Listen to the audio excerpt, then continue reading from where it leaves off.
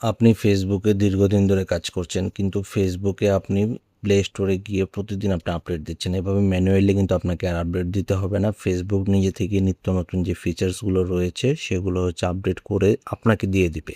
But সেটার জন্য আপনাকে একটি 3টা সেটিংস রয়েছে, সেই 3টা সেটিংস আপনাকে মোবাইল থেকে অন করে রাখতে হবে। তো সেই 3টা সেটিংস আপনি কীভাবে খুঁজে পাবেন, কীভাবে আপনি ম্যানুয়ালি করতে হবে না, অটোমেটিক্যালি ফেসবুক নিজে থেকে আপডেট করে দেবে। চলুন সব কিছু দেখাচ্ছি এই একটি ভিডিওতে। এরকম ইন্টারেস্টিং ভিডিওগুলো সবার আগে পেতে আমার পেজটিকে ফলো দিয়ে রাখুন, এবং যারা ইউটিউব চ্যানেল থেকে দেখছেন অবশ্যই চ্যানেলটি সাবস্ক্রাইব করে রাখুন। চলুন দেখিয়ে দিই। ওকে বন্ধুরা, তো প্রথমে হচ্ছে আপনারা ফেসবুক অ্যাপে চলে যাবেন। দেন হচ্ছে আপনারা এখান থেকে আপনাদের ফোনের যে 3 লাইন রয়েছে এখানে জাস্ট হচ্ছে একটা ক্লিক করবেন। ক্লিক করার পর দেন হচ্ছে এখান থেকে সেটিংস অ্যান্ড প্রাইভেসি নামে যে অপশনটি রয়েছে এখানে একটা ক্লিক করবেন। এখন এখানে দেখতে পাচ্ছেন যে সেটিংস নামে একটি অপশন, এখানে একটা ট্যাপ দিবেন।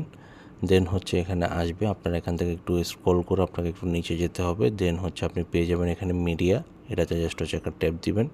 দেন হচ্ছে একটু স্ক্রল করে নিচে যাবেন। দেন আপনি এখানে দেখতে পাবেন অ্যাপ আপডেটস নামে একটি অপশন রয়েছে, এবং এখানে 3টা অপশন দেখতে পাচ্ছেন। এই 3টা অপশনকে আপনাকে জাস্ট এনেবল করে রাখতে হবে।